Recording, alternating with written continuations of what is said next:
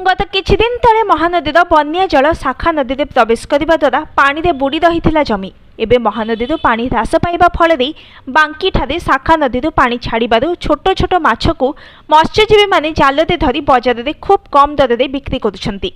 शाखा नदी चंद्रपारु पानी छाड़िबा द्वारा सेतु निकट में मत्स्यजीवी माने धरी बांकी तारिणी छकठारे किलो 20 टंका तो किलो 30 टंका बिक्री कर देउछंती। माछर दाम खूब सस्ता होइथिबारु लोके किनिबाकू भिड़ जमाइथिले। छोट माछर चाहिदा अधिक थिबारु लोकमाने किनिबाकू आग्रह प्रकाश करिसेंती। Bureau report news today.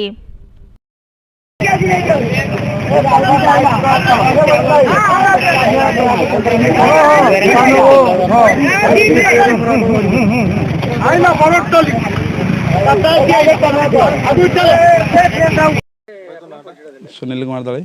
कौन कहले जो आज जो माछ आपन जबतले 20 टका किलो आज्ञा